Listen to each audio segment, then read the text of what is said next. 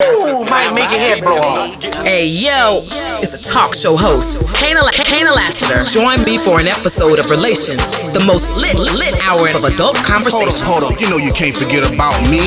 It's 51 Spade, Alpha Male God, one half of Relations. You wanna hear the truth? Can you handle the truth? It's where it's at, baby. It's where it's at, baby.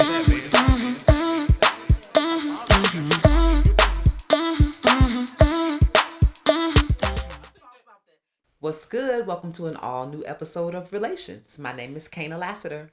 Say it with me now. Alpha Male God, 51 Spade, a.k.a. the ninja you love to hate. I'm in the building. Yep. And guess what? I'm unbanned off of live. You're unbanned. Yay! You guys know how we do it. It's two topics in 1 hour. So the first topic tonight is going to be preference. And should we give you pushback on it? Okay. And the second topic of the night is going to be the rejection of the red pill. So let's dig in to preference and pushback on preference. Now, I figured the way we got here was that people have always had a preference. Like, for instance, my preference has always been a thug edge, like a street type of, I don't know, credibility. Street cred and a mixture of college boy. So well-spoken, intelligent, but if I go out with you and somebody say something offensive, or better yet, if I go out with you, I'm in your presence, no one would dare say anything offensive. That's what type of man I want to be with. And that's my preference. Now, how we got to this conversation is how my preference has in somehow held me back. This preference has somehow led me to commiserating about men. That's how this topic is even a discussion. Preference and pushback. The only way I can push back on someone's preference is if I know their preference is a mistake. What we're hearing now is women think they don't need the pushback. I beg to differ. There is a space for pushback for one reason and one reason only. Accountability and help. Helping you see that there's an issue with what you're doing and getting you on the other side of that. There are people in our lives that play that role. Our aunts, our mothers. We make a space for that. Well, I think basically community is the space for that. Moms, aunties, friends of family who have been through what you're going through. And those are the people that are saying, oh, sweetie, maybe you shouldn't date just all basketball players. It's okay to hear that from your grandma. But nowadays, grandma is the lady that's doing the podcast. Grandma is the auntie that's sitting up on the panel giving her advice because we don't have community like we used to. Some of these women out here, grandmothers are now 30 years old. So, you know what I'm saying? Like, we don't have the same community that we had growing up. So it's up to people like me who, I don't have my own kids. I can easily see an 18, 21, 25-year-old going or being somewhere where I was. And so if I'm on a platform, I think it's okay for me to say, that ain't it. I think that is totally okay. And I think that that's why I do what I do. And if I get pushed back for that, I just get pushed back for it. I'm cool with that. Interesting. How we actually arrived here is, especially in this generation full of millennials, and then the way that we digesting a lot of information and things like that is through podcasts and people that basically give their own ideology of how things should go. One of the main people who used to get a lot of pushback was Kevin Samuels, rest in peace. And just for his, they would say that he hated black women and he made a living off of belittling women or degrading women or stuff like that. And recently, someone who was actually on his show, which was Kendra G. Now she does basically what he do. She takes callers in, and then they'll say what their preference is, what they're looking for, what is their dating preference and stuff like that. And on one thing that I saw, what she said that she almost gave up on doing this was a woman who called her and said, why does she always do a pick me for basically women? So basically a woman will call in, she'll say what her preference is, and she'll say, they're not supposed to do that, or why do you think that's the right way? And she's saying basically like, if I want to go after a man for money, who are you to say why women shouldn't go for a man with money? If I don't want to get married, who are you to tell me that I don't want to get married, or married is going to make me happy? Now, I hearing you talk, but my question to you would be like, once upon a time that I'm quite sure someone was in your ear. So whether that was your mama, your auntie, this and that, hey, I don't think that boyfriend is good for you. Did you listen? No. Okay. So if you didn't listen, why should they listen to us? The same reason why I should have listened to my mom. Because we're right. And she was right. And so that's why I said there's a space for it. You might disagree, but there certainly is a space for it. Why there's a space for it? Because you're going to be in this seat later saying there's a space for it, because there needs to be someone to hear it, to have this moment later. Mm-hmm. But what if you're not right? So my question is this. Sometimes that's not always true for every individual. So keep in mind, even with Kevin Samuels, he was given a generalization. Because you always had women, or you're always going to have a guy, you're going to have a woman, they call in and say, that ain't true for everything that you see. I watched the guy the other day on a podcast say, roles, there ain't no roles in my house. This was a man, a black man. He was saying there is no roles between a man and a woman. Him and his woman are 50-50. Now, I don't know how he arrived to that conclusion, but he was standing firm on the idea that men and women are 50-50. He was like, hey, sometimes, and a guy that was actually doing the podcast was like, so how do you figure there's no roles? And he was like, see, you finna go with the idea of the white man's religion aspect that there has to be roles. He was trying to dismiss, basically saying like, there are no roles in his house. And he was like, so something got to be built. Who builds it? Your wife, or do you build it? He was looking befuddled. You know what I'm saying? Which sometimes I feel like certain people in their mind, they can give their preference. They can, because to him, I guess in his household, he's saying, hey, my preference is 50-50 in here. There ain't no roles. He can wear a skirt, I guess, if he decide to. But you're going to have people that do those things. For him, it might work out. For you, those things didn't work out. Mm-hmm. And then for certain women who say, hey, my grandma wasn't happy. Your mama wasn't happy, because they could not achieve some of the things that women can do now. Mm-hmm. Women are getting degrees. Women are getting money. I don't necessarily need to be married, or a man going to stifle what's going on, or what I got going on. I think this. Uh-oh. I think there was progression in every single era we've lived through, whether I was on this planet or not. We have come out of that era with the same ideology that family, the idea of marriage and family, holds firm.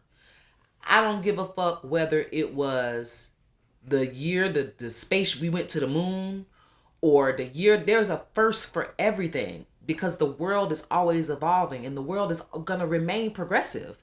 But I don't see in 300 years where marriage and family wasn't at the forefront, that there wasn't people coming out of that era saying, get married and have kids. Every single era we've had, people come on the other side of that, going into the other era saying, it's okay to be married. It's okay to have kids. It's going to work out. You can do it.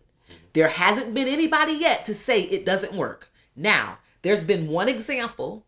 To me, there might be more. But the only one I've kept up with who has made that choice as far as career, and it's been great for her, is Oprah.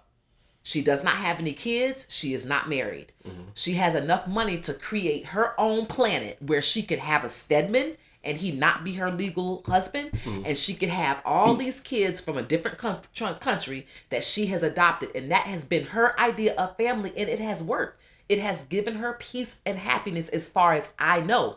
But that's one woman example out of a whole bunch that are still telling me or showing me in some way that no matter what era you go into, marriage and family is okay. Marriage and family is positive. Marriage and family is the best structure to have for success. Are there people who make success without it? Yes, but not enough to make me say that marriage and family isn't important. So you think the pushback is bullshit? The pushback is absolute bullshit. It's a space for it. Deal with it. And that's funny how you say that. You know what I'm saying? Because this is just a question off the top of my head. To hear you talk about that, I noticed that you idolize the Kardashians. But Kim pushed for a divorce. And I really think that's how a lot of women are going to be pushing now. Then, like, even though she has her core family, I feel like that's even something that's forced, like, you know, Jenner and Kylie and all the rest. But I'm saying for her, she's like, look, I got my career. I ain't gonna let no man derail my career. That's Kanye. He has his own money, his own clothing, his own insaneness and craziness and whole pool pit and mosh pit and whatever else. But she's still like, you know what? No. And then when other women see that, their preference become now, well, look, she was a hoe. You know what I'm saying? And she did sex tapes, and I'm pushing P. You know what I'm saying? You know what I'm saying? That's about it. But she was a hoe, and when I say hoe, I'm saying to the degree of what we saw her in. We saw her on a sex tape. You know what I'm saying? So that's where most people have been introduced from. Not talking about her origin story or anything like that. But I'm saying she went from that to being one of the first where it was kind of like reality, where you dive into the person's family. But I haven't really watched the show, but I have seen people on the show, which were family members, that say, I don't want to do this shit no more. I've seen her brother walk off that show. I saw Chloe say, hey, I need a break from this shit. You see what I'm saying? And sometimes I think those things come into play. And even for her, she's saying, I don't want to be a wife. I need big dick energy. And I don't want to give up my career of what I built. So she preferred, her preference was to say, fuck that shit, I'm divorcing. And I don't know, it's rumors right now that even Pete Davis, that she wanted big dick energy from, proposed to her before she was like, fuck that shit, I just came out of a fucking divorce. Like, I need freedom. She may need freedom at the moment, but I know Kimmy. And she's going to get married again. You don't know. I do. She's going to get married again. She did not get divorced because she doesn't favor marriage. She got a divorce because she was unhappy. That she also is a big fan of Elizabeth Taylor, who has been married, I don't know, 13, 14 times. That's a bad example. But I'm saying these people believed in marriage. They were just getting it wrong, but saying, even though I got it wrong, I'm not going to stop believing in love. And they still, like I said, come out of every era in their life going after marriage and family. So actually you did me a favor. Now, where I can say this is at also is if she is choosing that, even if she is choosing what she chose, she is also one of those women who I feel like are so larger than life that they can build their own idea of family, but it is still family at the end of the day. Even if she just acquired just a boyfriend or someone to be with, he would be, believe me, on the show, interacting with their kids. I've watched it enough to say that whole family definitely wholeheartedly believes in the structure of husband, wife, together, raising the kids. Even the stepdads are involved, or boyfriends that never married in. They get Happy Father's Day messages too. They are about structure and about family. No matter how many times she divorced, I do believe she will marry again, which proves my point. And I really think you're wrong. I really feel like, and this is just, I think you're right in certain aspects. One thing that I notice about women is when women are hoes, like they tend to disguise it with that type of shit. They'll do some shit like, you know what I'm saying, they have like 7, 8, 10 husbands. like that shit that you were just saying. Because in the public eye, it's just like a president. Like a president, you don't hire a president unless he has a wife. Now look at Trump. Now you telling me that you think Ivana wanted to be next to Trump? No, that was a forced situation for just sight. You see what I'm saying? Like, and sometimes in the public eye, the same thing happened with celebrities and stuff like that. Like, they don't want to get looked at as just like they hold around, so they'll make them marry them. You know what I'm saying? So that way they can at least say, well, look, I got married. You know what I'm saying? I ain't get slutted out. I made them commit. I made them do these type of things. I don't know if that's what that say. I'm not sure if that's what that say. You know what I'm saying? Because I feel like it's not for her. I feel like it's for the public. Just the perception of the public. And even now, even with the situation with Laura Harvey coming out and saying, I didn't intend to marry him. I got a career that I want to go after, and those type of things. You have, and keep in mind, I also want to make this perfectly clear. I'm not having pushback against preference. You know what I'm saying? I'm not saying that. You can have any type of preference that you want. Because even as a man, as I'm speaking, like when men say they preference, it's a goddamn problem. You see what I'm saying? Like Cam Newton said, he want a traditional wife, a wife that's at home, that cook and clean and know how to shut up. And it was an uproar. I feel like that. It can be an uproar again. I wouldn't give a fuck.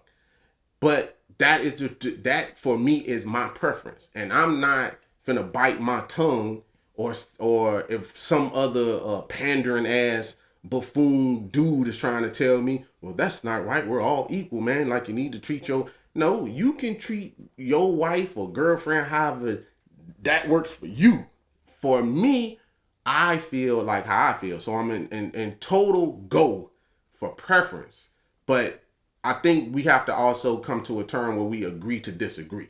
Because when I have a preference, I don't need to get slandered or bashed and like, oh, how dare he? It's like a woman can say, well, my preference is I prefer him to have money, rich. If he broke, I've even heard like broke men don't need to date.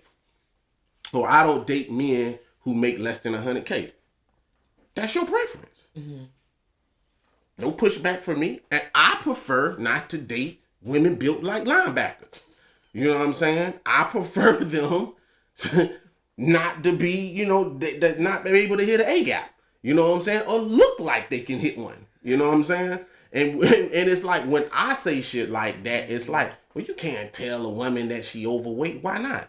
I have to watch Lizzo on stage, and I don't want to watch her on stage or That's more of our second topic, so be careful.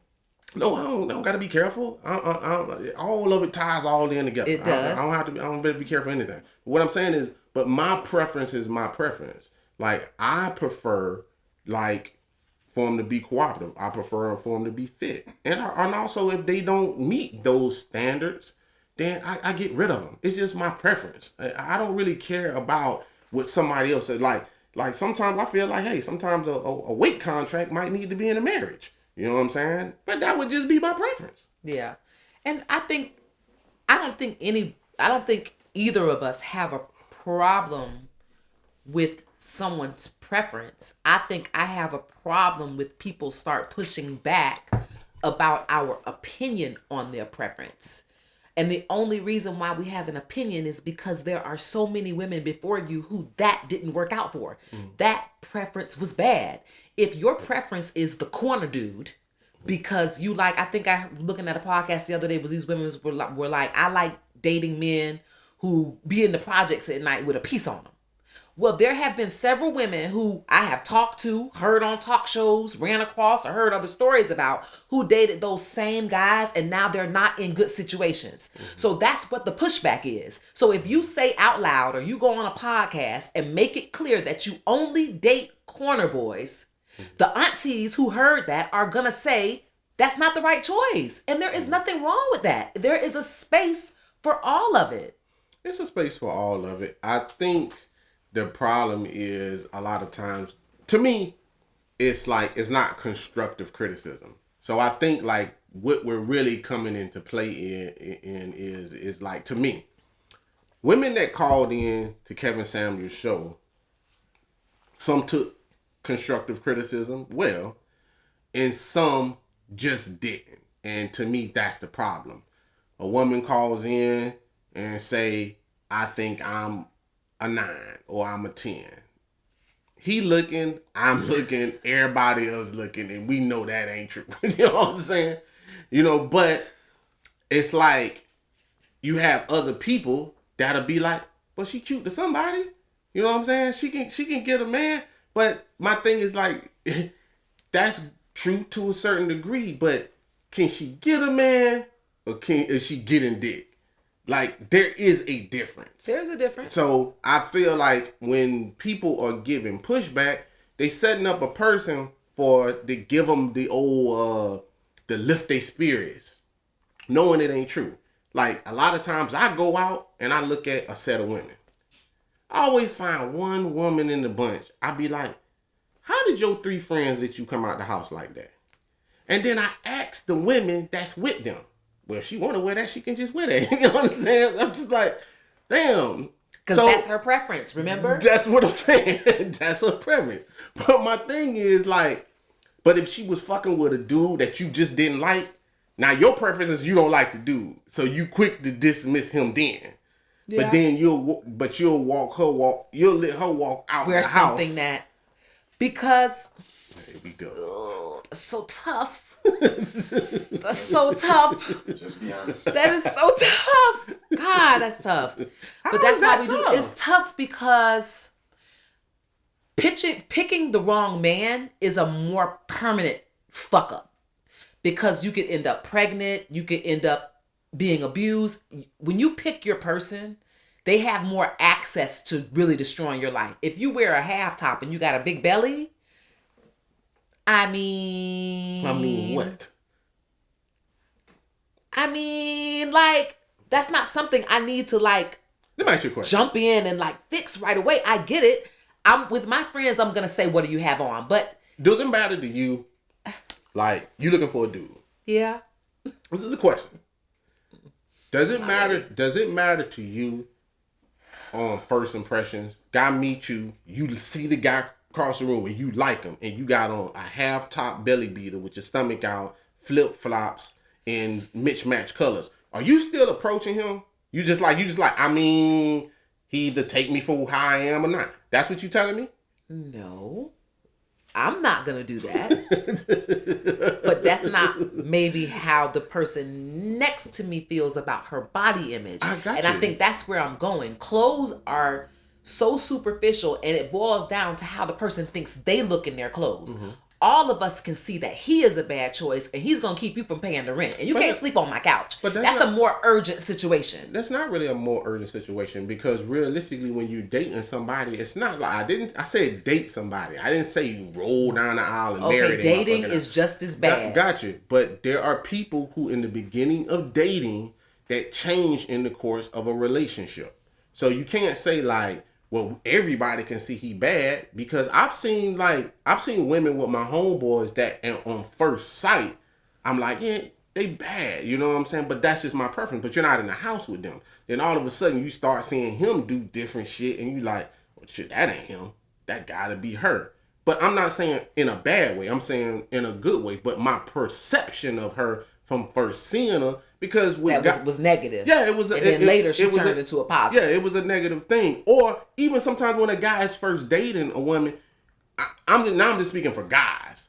We don't know if this is just a bitch I'm fucking, this and that. Like, sometimes I be with my homeboys and they might smash somebody and be like, hey man, you know what I'm saying? Ran an old girl last night. Look at her. She sent me a pussy pic, titties, the whole nine. And then later I gotta forget that you showed me that because she old lady. Not this old lady. And I'm like, you know what I'm saying? And now when I'm holding a conversation with her, I've seen her pussy. She just don't know I seen it. But I carry on about my business like that's his lady.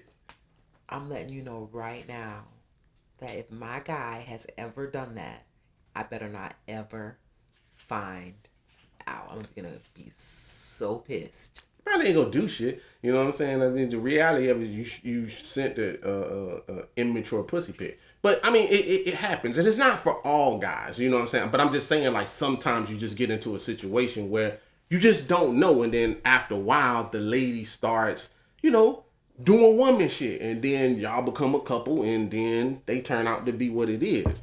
Now, your outfit can shut a whole bunch of shit down before it starts.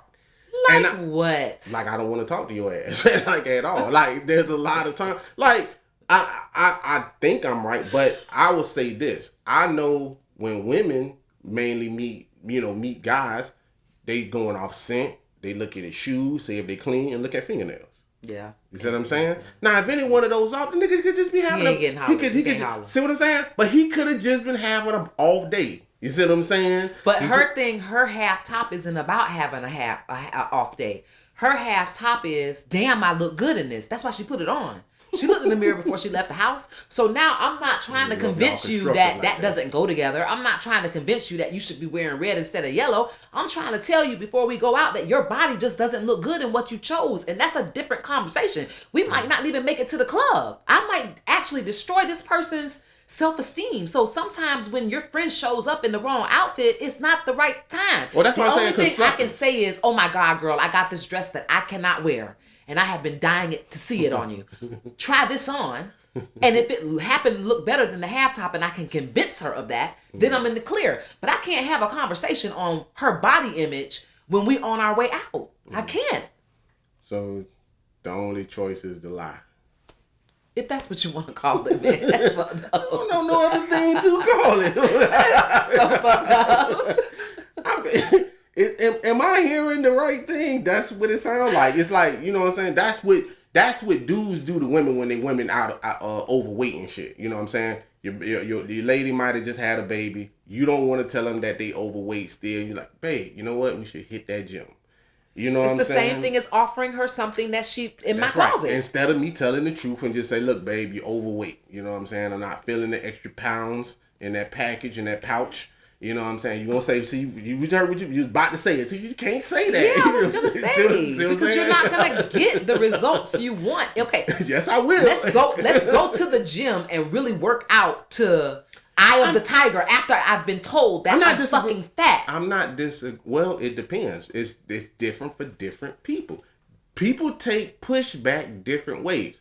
If someone was to tell me that, hey man, you're gaining a little weight, this and that, I would be like, I gotta hit the gym. And I think that's like that for most men. A lot of times when men are engaged like that, damn dog, you're getting a little pudgy, this and that. And I'm just saying, if they on the dating prowl, I ain't talking about they already captured, they already got a wife and no shit like that. I'm talking about single, still mingling, this and that. Mm-hmm. If you was to tell if a guy was to tell his homeboy or a woman or a sister, said, hey, you're getting kind of fat, he hitting the gym. He's not going to cry. He ain't going to take his ball and be like, man, let me tell you something. Y'all tripping. We all have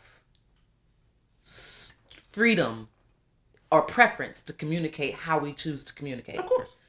This is what I have a big issue with. I always go back to life being like a game board. What are your best chances of success when you sit down to play a game? You're going to make moves that need to be made. Maybe not moves that you particularly are even comfortable with, but you're looking at the game to win. So if I need someone to lose weight, I don't think the right approach for the best kind of success is attack or negative words, because a lot of people don't think their words are attack and vice versa.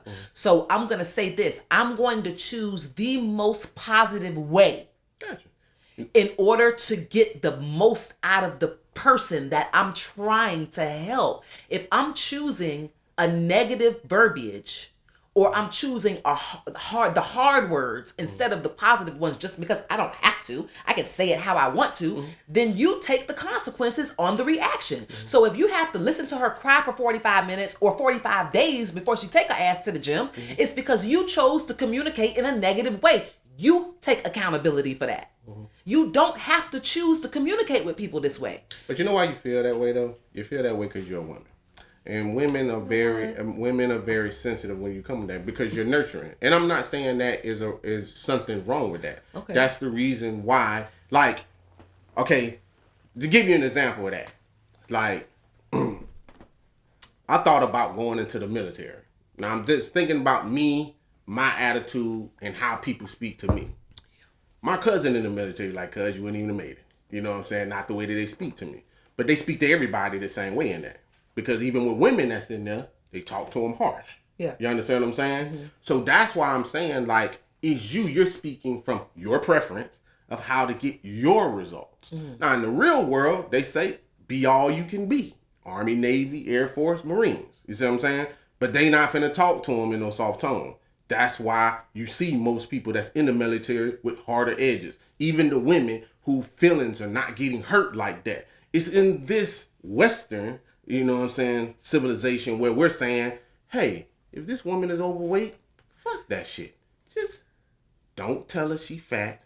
Let's find another way to do it. You know what I'm saying?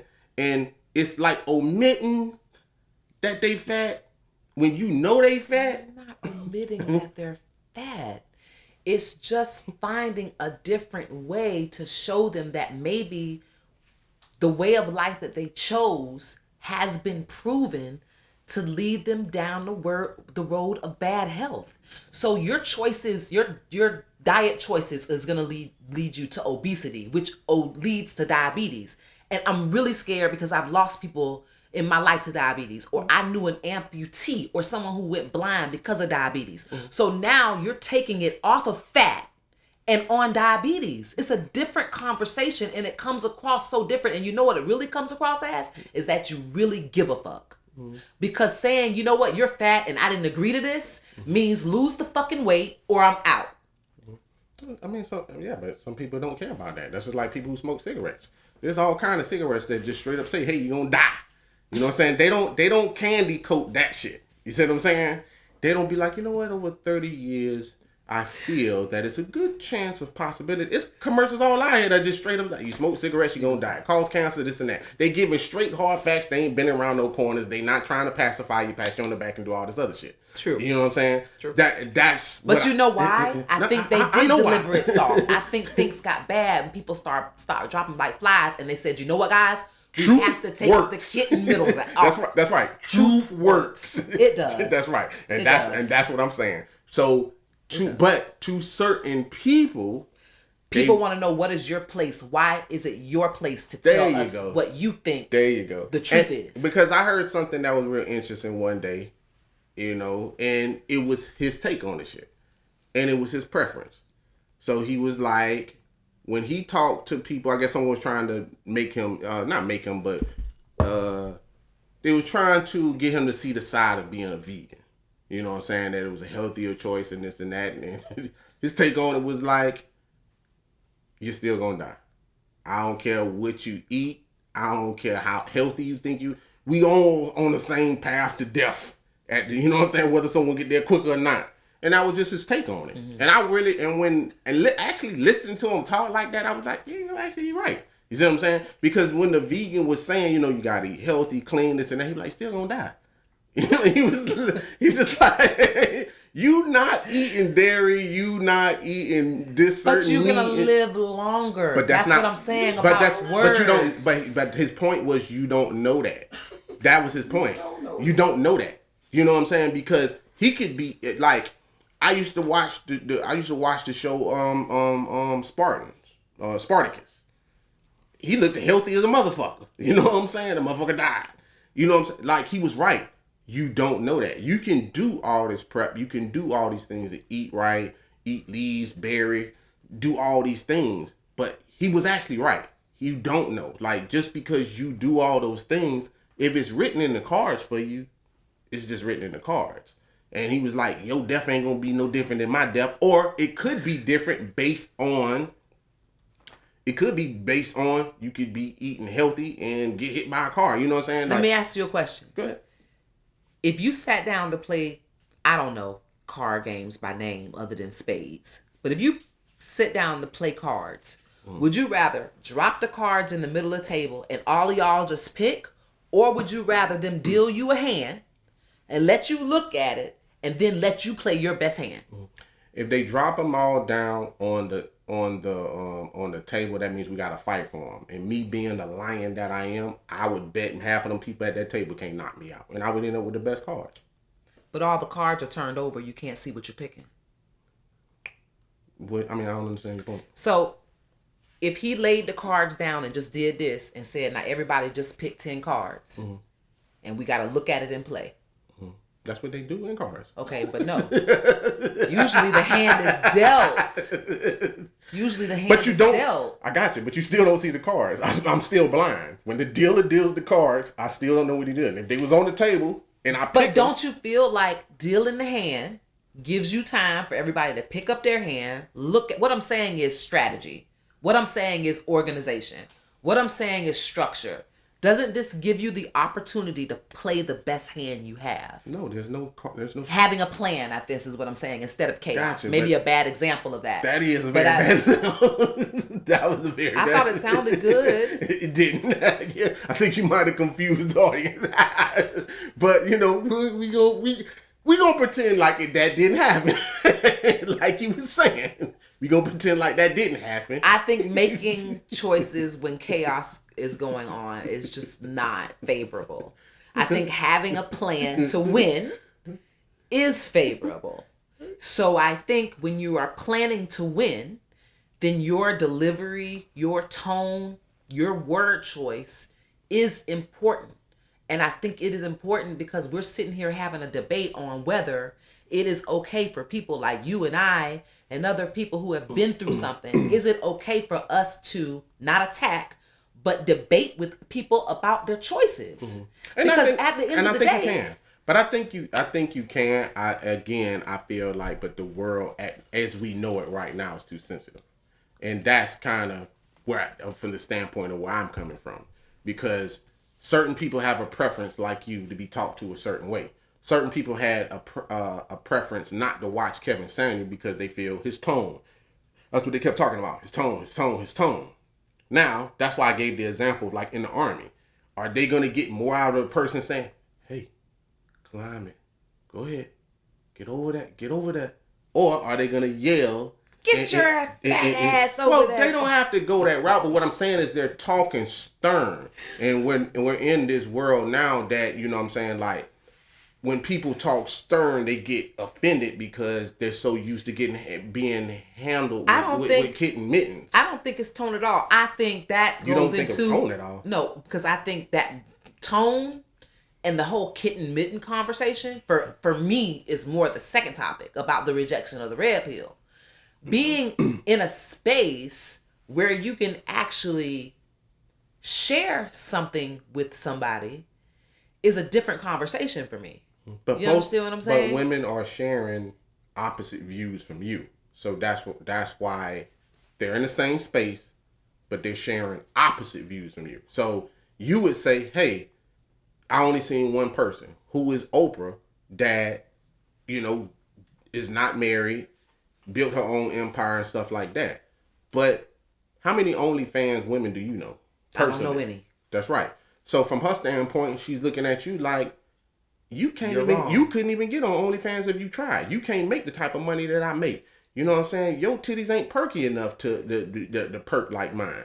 You don't make the type of money that I make, and who are you to tell me about my happiness? Because there's been someone like her that had not OnlyFans, but maybe did Centerfold. Gotcha.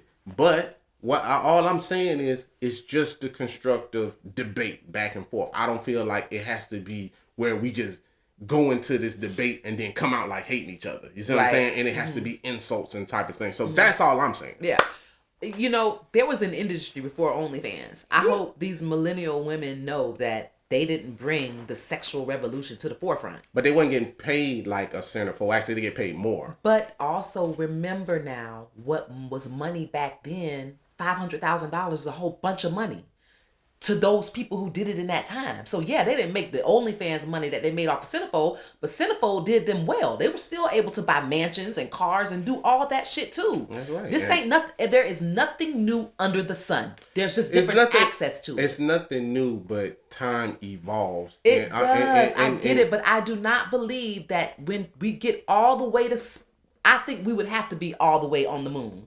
All the way up there, because only one per family could go before we get to the idea that marriage and family is no longer important. I understand what you're saying. I was just saying from their perspective. And I'm not saying I agree with their perspective. What I'm saying is times change. There was times when I used the Snoop Dogg's and Tupac's of the world got looked at in a bad light. You understand what I'm saying? They got looked at in a bad light. Rap got looked at in a bad light. I remember my dad saying, hey, rap is just a fad. Now rap is $1 billion industry. You see what I'm saying? LL Cool J wasn't getting paid what these rappers are getting paid now. You see what I'm saying? So L can't talk from the perspective of someone like a young boy, young I think boy. you're wrong. I think LL's $6 million in the bank compared to young boy's $60 million in the bank. I still think both of those people are gonna come out later saying marriage and family is still important.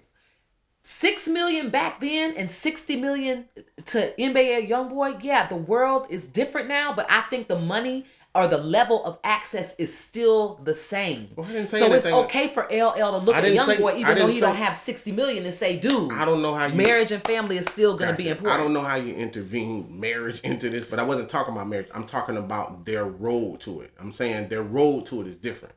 Their road is totally different. How he had to do it, hand-to-hand combat, how to have to get on the radio and stuff like that is not the struggle that YoungBoy gonna go. He can't preach that shit to him. It's total different things.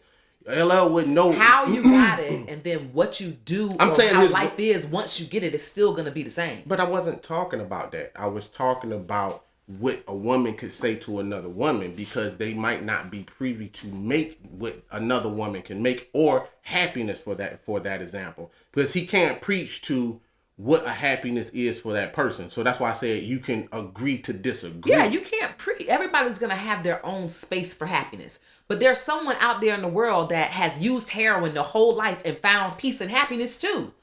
Because for some reason they were able to maintain that habit and still be happy.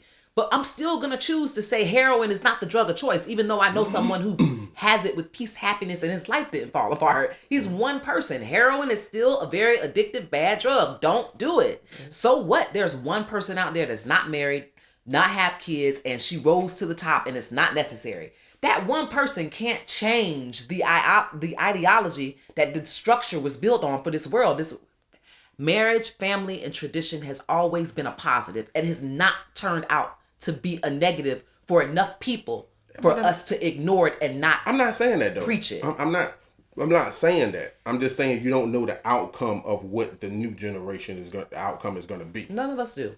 We're going to switch to the next topic, guys. That got a little bit more heated than we anticipated, but it'll stay the same going into the next topic. So the rejection of the red pill. So the red pill is normally administered by the alpha male. The guy who isn't afraid to tell you his preference. He is not afraid to be choosy and be verbal about that, and also tell another woman why she wasn't chosen. They're just truth tellers is how I see them. Over the last couple of years, with the rise of that type of man, the prescribers of the red pill, I didn't find it to be offensive. And I think that's important for me as a strong woman to say. I didn't find it offensive. I found it very empowering. Even when I came across a moment that was hard to hear. There were moments that I was looking at Kevin Samuels talking to someone who I felt like what he said just broke them. Look at you, ma'am. Ma'am. How much do you weigh, ma'am? Those questions, it felt like my heart dropped to my stomach, because These are the inner whisperings of women who are overweight. Don't think we don't know we're fat. These are things that we know. We look in the mirror every day. However, over the last couple of weeks, I've also reminded our audience how many positive affirmations we have been given as women since we were little and we became chubby and we got the crooked teeth and our hair didn't grow the way we saw other little hairs grow. You know, these positive affirmations are what we needed. And I think with us having a big feminist movement right now, we're reminded about those positive affirmations and what they did for little black girls and for little white girls too, for everybody. What they do for little girls in general is it pushes them and it keeps them in ready, set, go mood, which who doesn't need that? Men need us in ready, set, go mood.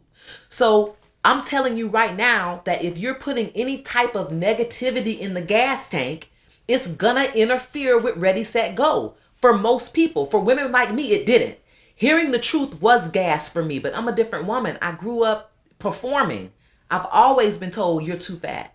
I've always been told no, higher, longer, better, go back and do it again. I was built from that. So for a man telling me we don't prefer fat women, oh, you don't? Really? Okay. Or you grow up and you see a man that you feel like is just all that. Then you hear the inner whisper, why me? Because he's fine as hell and I'm not. So to get somebody fine, I want to be fine. And there's nothing wrong with that.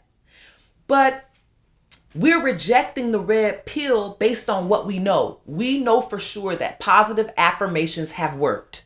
So anybody that's not delivering a positive message is getting rejected. That's why the red pill is looked at as a negative. The red pill was good for me, but I am not everybody. And there are not a lot of women like me, I don't believe. I think there are more women, like you said, too fucking sensitive. And that's just where we are. But I understand why the sensitivity. Don't tell my baby that. Don't tell my baby she can't fly. You're clipping her wings verbally. Don't do that. And I understand that also. Cool.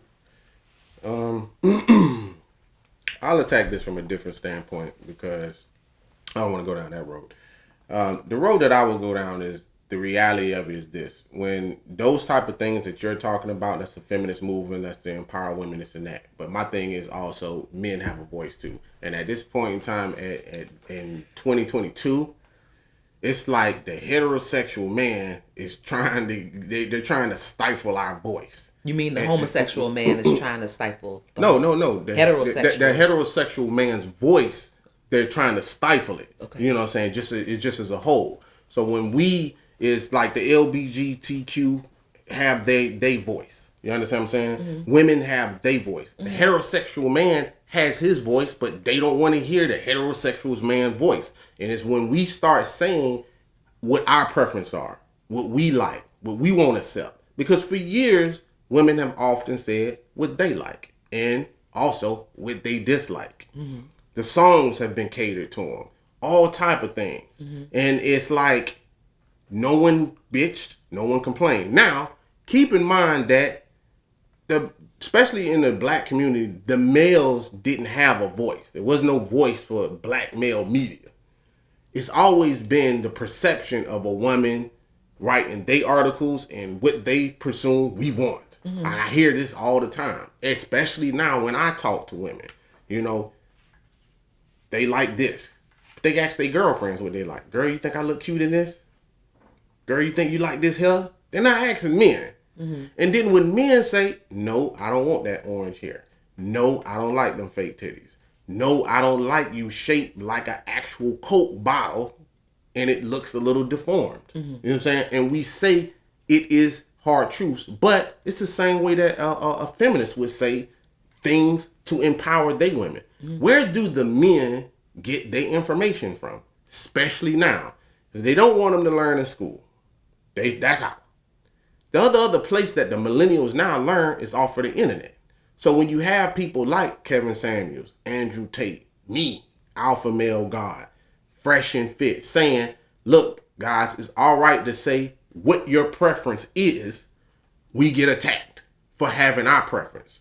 A woman can get on any podcast every day and say it's all right to slut it up all day. Mm-hmm. I just watched a rapper, Erica Banks, go to a high school, and people was like, what's the big deal?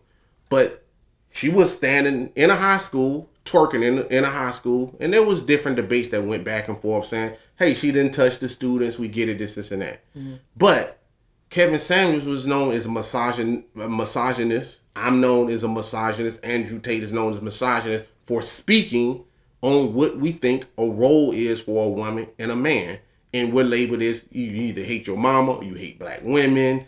You know, all this rhetoric comes up just for speaking, and it's like it's an agenda for for men not to really be men, but people will say we want men, or where are the men at? But when you see a real man, an alpha man, just strong man voicing his opinion, it want to be silenced.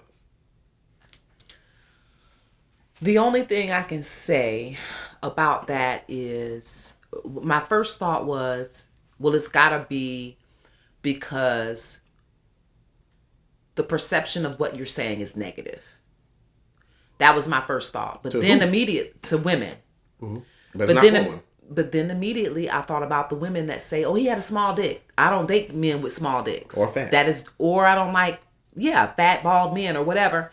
So you're right. It has been that way for years where women were able to come out and say who they wouldn't date and why they wouldn't date them. No finance without romance. Exactly. And that has not been talked about once in this conversation with all these men that are handing out this red pill that we're rejecting. Cameron Samuels, alpha male guy, those conversations be had, but the thing about it is they find ways to manipulate it. Like a lot of times, like for me, which I was very disappointed in, is like I saw Carrie Champion that was on from First Take, that was ESPN.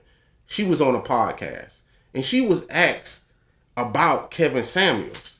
Now, I actually wish I was there, but what was so disappointing was she was saying that Kevin Samuels made a living out of degrading women and stuff like that. The podcaster asked her, had she ever seen the show? And she was like, no, I just saw a clip. I wouldn't let that, I'm not going to let that in my spirit. And that was puzzling to me because I'm like, damn, as a journalist, you're supposed to at least be open-minded. Research. You know what I'm saying? But you're supposed to be open-minded and also do your research. Mm-hmm. But you at least still supposed to be open-minded. But it was just the idea that I'm a feminist. She hit the wall. She's also over 40 herself. No husband, no shit like that. And this is a thing for men that most men know. This is why we don't date women that's older, that is 40, because they ass be bitter. And because when you in your 20s and shit like that, you want to hot girl summer, have fun. You got your youth, your titties are perky, ass popping. And then they take your ass up through there in your 30s, and then by 40, you just mad.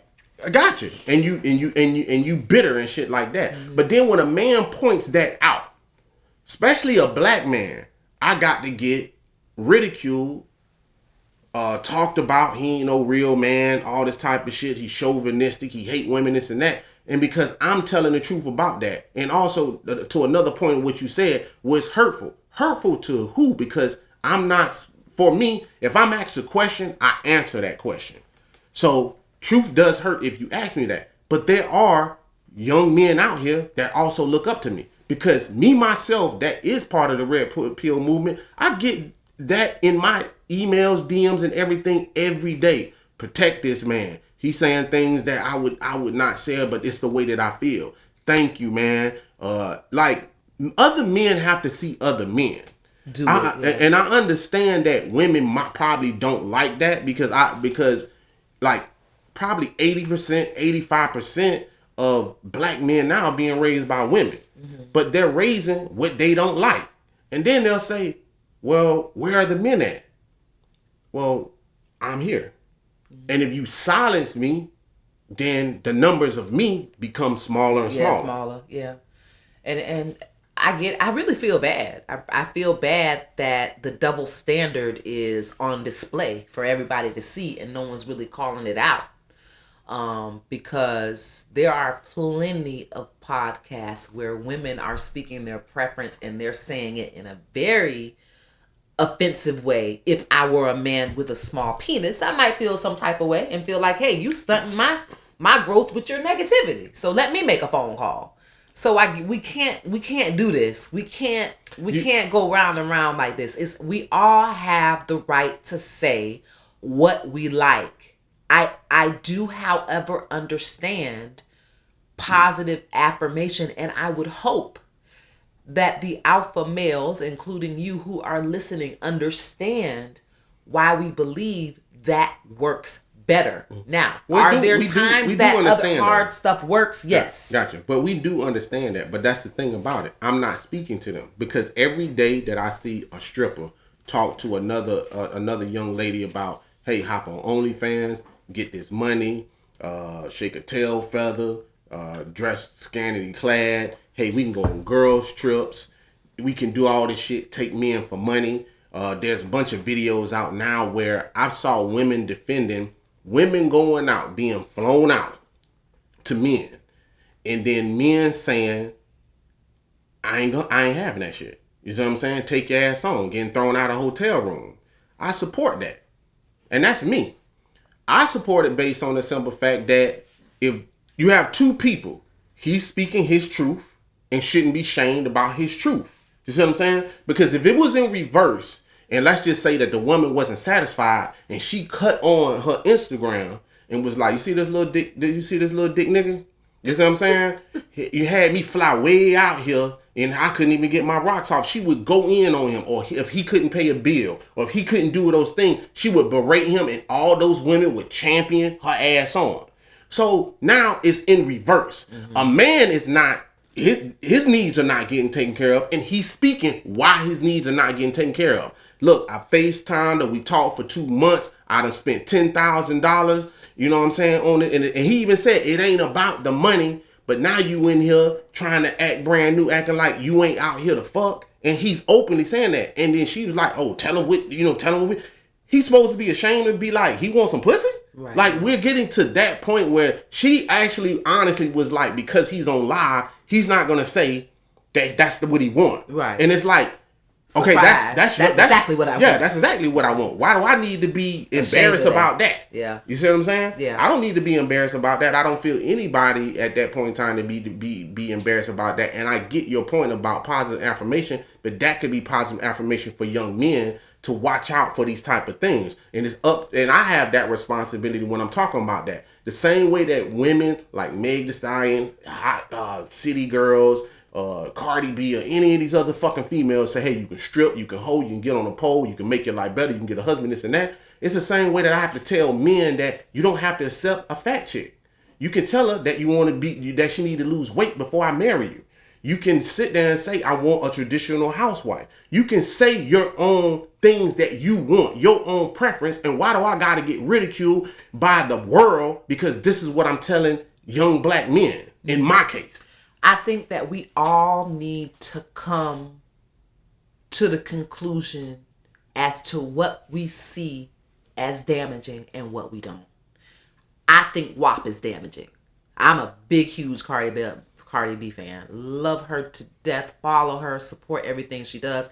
I just won't play that song. I don't feel like it's me. I would be lying if I was driving in the whip singing. And she got an award for that. Yeah, it's just not me. It's nothing about me that is proud of that at all. So, I get what you're saying, but if more of us had a conversation about that being damaging, then we might be able to come to a better understanding of why. But let's go off of things are why they are. But let's jump off of that and jump on something that's, let's say this, okay? Because you say, you understand women's rights and their movement and empowerment and things like that.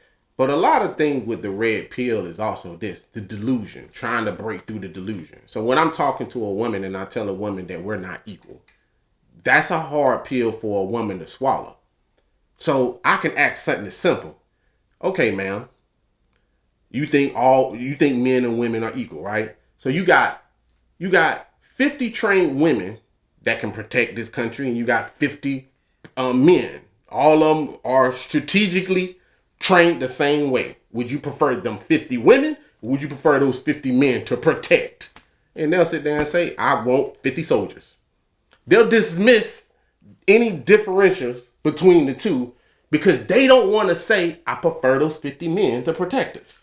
Even though you know that's logical sense that I know for a fact that I'm not finna say, yeah, give me 50 strong, well-trained women soldiers over 50 well-trained men. I'm not doing that. And to me, even though you're saying delivery, it's like I don't deliver that in no type of way. No, you don't. And let me tell you why I feel you. It's like this internal battle. I was in the car with a young girl and my mom, with an older woman and a younger female. And we were talking about a woman president. And my opinion is, if I had the choice between a good male candidate and a good female candidate, I'm going to vote for the male candidate. Mm-hmm. Because at the end of the day, I want to pick someone who I, without a shadow of a doubt, knows that will push that button to blow us all up at the end of the day to save the country. That's what the president, I hope we all can live. But there has got to be someone that says, okay, this ain't it. And all of our asses is going to die if I don't push this button. So I have to sacrifice 500,000 women and children. And I have to be able to do that. I just don't believe in my lifetime that there's been a woman that would have been able to make that decision. I believe there have been many men who could. So I am going to choose that. But I'm in the car with a woman who birthed me. I'm in the car with a woman who spoke positive affirmations over my life to tell me I could be anything and do anything. And I'm also in the car with a woman that's younger than me. Why is this time, why am I taking this opportunity to say out loud that I would pick this man instead of reinforcing to this young woman that she could also do it? So in that moment, I was having this internal battle about how to get in on this conversation and speak my truth, is that I would pick the man. Now, I did tell the truth, but I also feel like I had to explain why. It wasn't, I would pick the man and we just kept driving. I had to have this conversation with myself on how to deliver this message because there were two important people in the car. There was one who has taught me that I shouldn't think like that you could do anything, young lady. And then there's one in the room that I want to influence. Should I influence her in the way of the woman or in the way of the man? So it's hard. It is a hard conversation to have, even someone who is outspoken as myself. I believe in having those hard conversations. And I'm going to just be honest with you. Like, having hard conversations is how we get to a solution. But being in delusion world, you know what I'm saying, doesn't get you there. Just living in the matrix with that ignorance is bliss does not make anything better. Even though I like how you was just saying that right now, I'll give you like a different example that's kind of on the same thing. You said just now, I'm in the car with my mama and then a young lady. And then how do I explain to this young lady how not to, I guess, it's possible to be anything that you can be? I want her to feel that. Gotcha. You want her to think that. Now, me is a black male, and then I would take another male that's not black. Let's say he's white. My dad would have a conversation with me that's more limiting than him because he's explaining to me about racism. He can't explain to a white dude like what it is to be black. You know what I'm saying? And also my dad is also know that you can do certain things, but there's going to be some hurdles that's going to be harder for you to jump than a white man to jump. Else. But which conversation is more important? That there is no hurdle or there is? No, you tell truth. Because that's what the red pill is. Like, I'm not saying that, and keep in mind what I'm saying. What I'm saying is this. That conversation that I just had, that's not the conversation to have on who is better. But the conversation to have is, don't make me think it ain't racism out here. That's what I'm saying. He didn't make me think that black people are equal to white people. You understand what I'm saying? Even in his time. You see what I'm saying? Yeah, because information is power. We're not that far. We're not that far moved from slavery. You understand what I'm saying? Yeah. So you have to keep that in mind. But what I'm saying is the tiptoe across like racism, like it don't exist, is what he didn't do for me. Like I recall in our first season when the George Floyd shit happened, you say, "Hey, I had white friends that I lost because I didn't realize they was racist." You didn't realize they was racist because somewhere along the line, someone painted to you that racism, or you probably just didn't see it or not. Now I lived in Louisiana, Mississippi, Alabama, all have racism in there heavy. You understand what I'm saying? The first time I seen interracial couples was in Florida when I moved to Florida at that point in time. So I knew about racism early on as a child. Now, I'm not saying I haven't met black people that was like, well, I've never experienced that. Every experience ain't the same for every black person. You see what I'm saying? So it is warranted based on sometimes where you live and everything else. I'm going to say this, okay, because I get you. But I also think truths taint the butterfly's wings. I really do.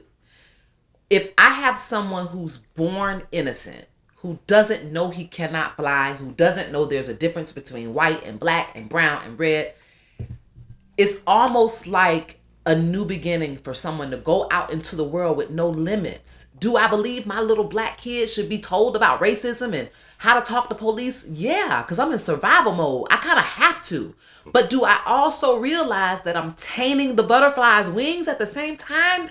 Absolutely. Because I'm sending my kid out into the world with what I think instills fear.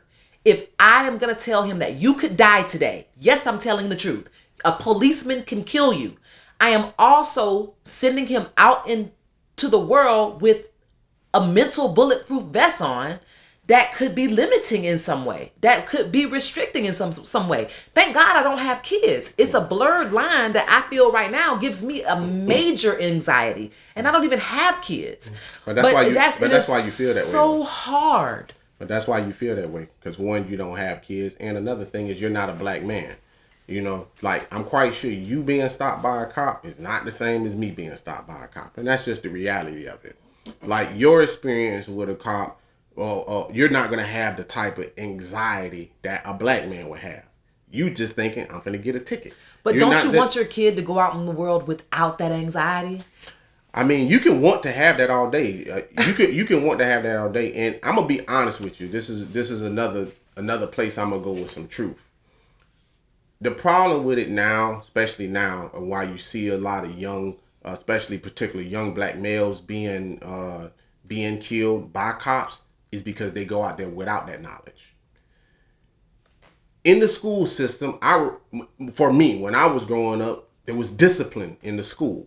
Now, discipline has been taken out of the school by complaining mothers in my school system, by complaining mothers, don't touch my child. Hey, my child does something wrong, I'm going to beat him, this and that. And they eventually just took that out. Now, they can't discipline them. They just wipe their hands up at the whole nine.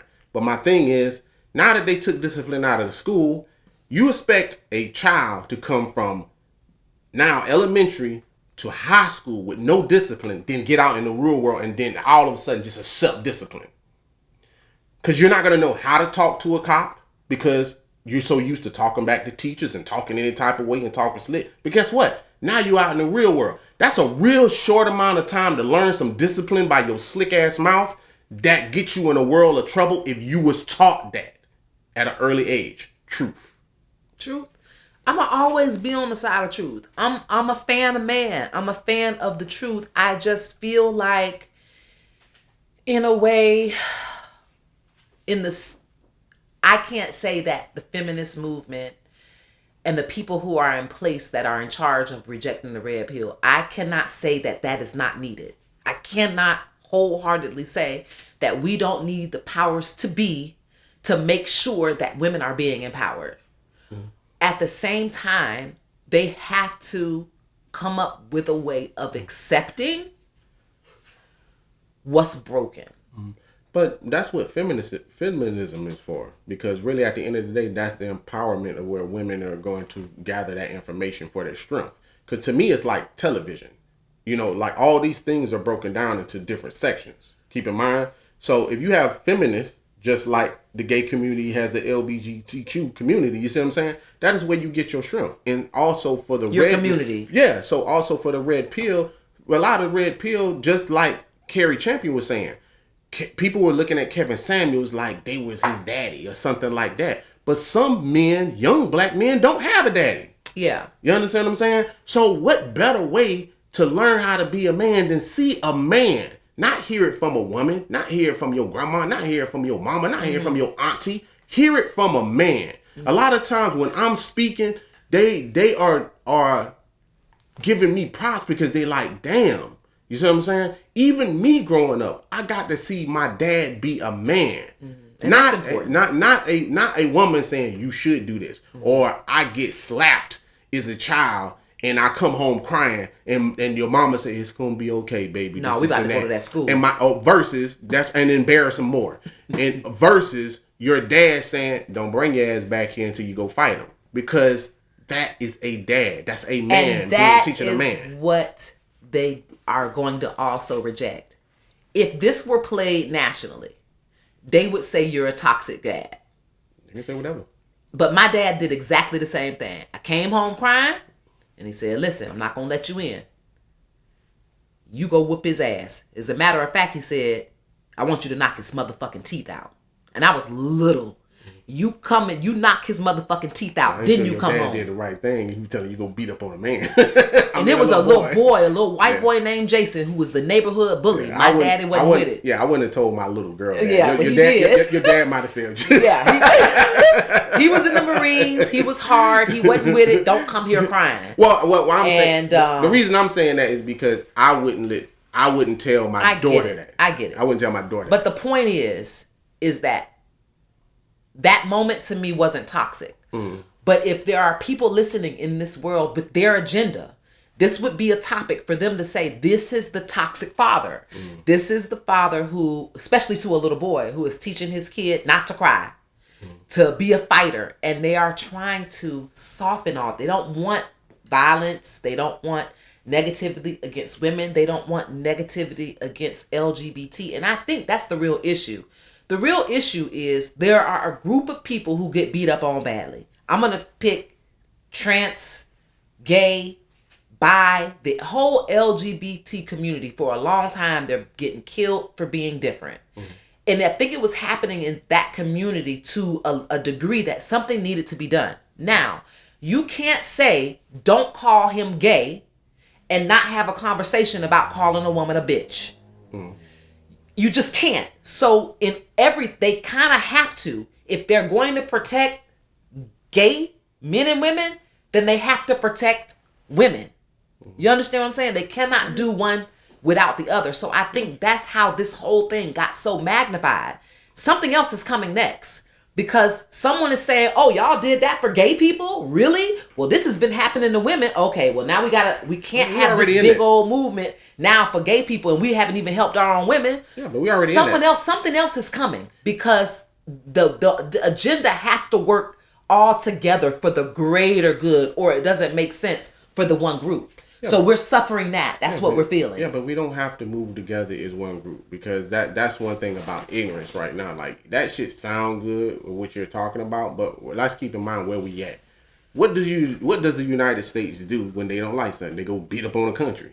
Like, this is something that's taught, man. So you just feel like you guys are being beat up on. That's exactly what's happening to us. This isn't something that's new.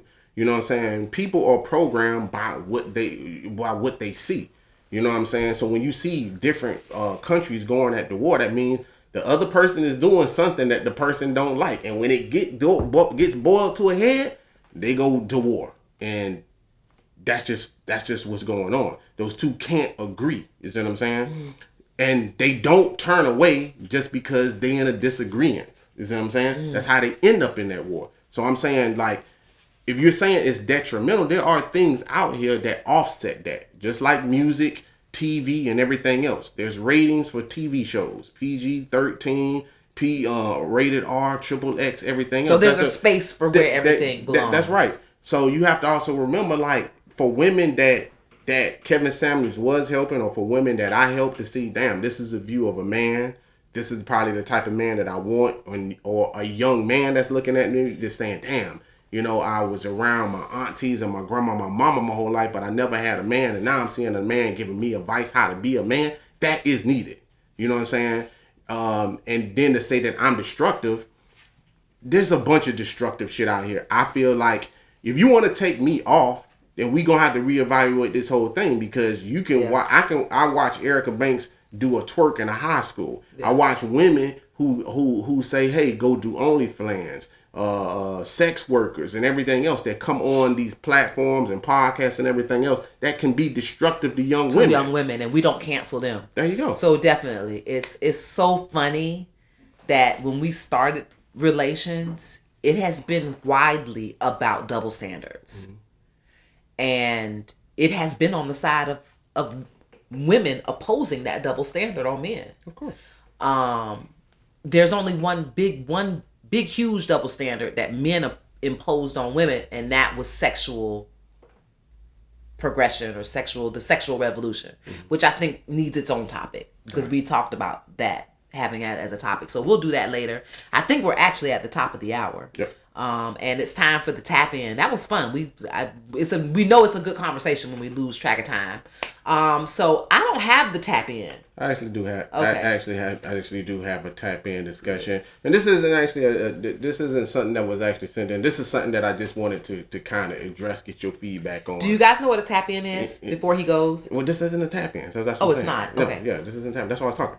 So this is a discussion that I just kind of wanted to bring up and get your views on. Okay. And not too long ago, I'm over the last couple of days, I've been seeing Irv Gotti getting drugged in the news about saying that his relationship with Ashanti. Mm-hmm. And you know, some men were saying, you know, Fat Joe, a couple of radio hosts and stuff like that were saying, that's not really what a man is supposed to do. Like, you looking like a sucker out here. Like, it has nothing to do with his documentary, because his documentary is talking about Murder Inc. But they had a relationship. He's talking about his relationship, how his relationship actually started. And I've seen some of everything from saying like, well, damn, he was the CEO and she was the new employee that came in, and just how their relationship, you know, got started. Hey, she was 20 and he was 30 something. I've heard like silly shit. Like I at least think that part is silly. Like,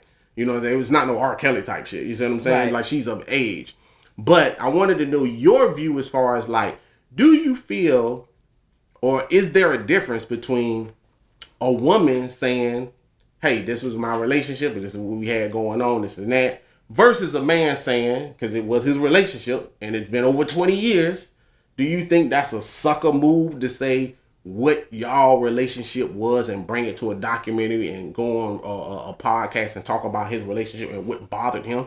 I think these people who are attacking Irv Gotti are stupid dumbasses. That's his fucking relationship. There are two people in a relationship. What he did is the same as her calling a girlfriend and said, I left that nigga the fuck alone. Or, girl, guess who I'm fucking? Which we all do. The world is just different. What is going on? When does it become that you can't talk about your past relationship on TV anymore? We all watch reality TV. Had Irv Gotti been on the new cast of Love and Hip Hop New York, and he brought up Ashanti, this would not be a big deal. It was in a real situation. Reality TV is real too, so to speak. Love and Hip Hop is kind of scripted, but it's still a docuseries. Mm-hmm. But this was a documentary where it was one-on-one, and I saw Drink Champs where he sat down and he began to tell us a little bit of what he covered in the documentary, and I was not appalled because it is his truth. If he was lying, I would be outraged. Yes, if he lied on his dick. But if he didn't lie on his dick and he actually dated this girl, then who are we to say he is not allowed to tell his truth? That ain't cool. It's not manly to say who your ex-girlfriend was. Since when? It's not cool to say who you used to be in love with. It's not cool for you to tell how you creatively came up with a song. Because that's what I heard him say. I heard him say, I was making love to the woman I was involved with at the time, who happened to be Ashanti. And this is how he came up with the song and he came up with the tune. I thought I commended him on remembering. I commended him on being transparent. That's why we tune into documentaries. So he was supposed to skip everything else that was true and leave out the relationship for whose pleasure. I get what would have happened is he would have done the documentary, left Ashanti out, and the people who knew would have said, damn, Irv, you ain't tell the whole story. You ain't even mention Ashanti at all. And he would have had to say, well, we decided to leave that out for whatever reason. But my question would have been, as an executive producer of the documentary, why? Whose feelings are you hurting by saying you were in a relationship with Ashanti? Now, there are a couple of things. He was married at the time. So was Bill Clinton when Monica Lewinsky sucked his dick. So the fuck what? That happens in this country every fucking day. And he did more. He went out on a limb and did her a favor and said she wasn't the reason why I got a divorce. Just in case the conversation took that turn. Well, that ain't nothing for you to talk about because you was married anyway. It's still his truth. However, he absolved her from that and said she was not the reason why my marriage was broken. My wife caught me with somebody else, so she's not the culprit of the cheating. So every reason why I would say, well, could she have been, or is this wrong? There was nothing that people could really rebuttal to make it make sense for him not to tell his truth. Other than fucking being too sensitive or finding something to poke at the man about. Okay. Oh, I want to hear y'all comments and see what y'all would have to say about that. Me, my personal opinion. Hey, your truth is your truth. I really stay out of people's business. Say they can do what they really want. I don't really have an opinion because, like I said, we're in a world that is sensitive nowadays. So the only thing that I feel about it is really like women tell all books and everything else, and they get praised by them actually degrading men and saying things that are bad about men. So now with it being flipped around, I kind of see it as, again, another man saying this thing and we say, hey, that's not manly. Just telling men, annoying. just telling men what to do. Hey, what you can say, what you can't say. So now we're in what they call a cancel culture. You know what I'm saying? So I just wanted to know your take on it. And, you know, if y'all have any comments or anything like that, go ahead and leave those, you know, because I'm going to leave it right there. You already know it. It's been an episode of Relation Guys. We're all done. It's been another exciting hour. You can find me on Twitter and Facebook at Kayla Lassiter. And you can find your boy on both platforms, Twitter and IG, under 51 Spade. I want to thank everybody for joining us on the live. We finally came off our band, so I know y'all glad that we back. If y'all looking for these shirts, you can find them the Alpha Male God Creations at IG. Go ahead and DM me and get some of these shirts. Hey, follow us on our YouTube channel. Help that channel grow, man. We need you to hit the like button. We need you to subscribe. If you see us on TikTok, hey, go to our YouTube page so you can see more episodes and help this channel grow, and we'll continue to bring those to you. And I'm going to sign us out like I always do. And until next time, peace.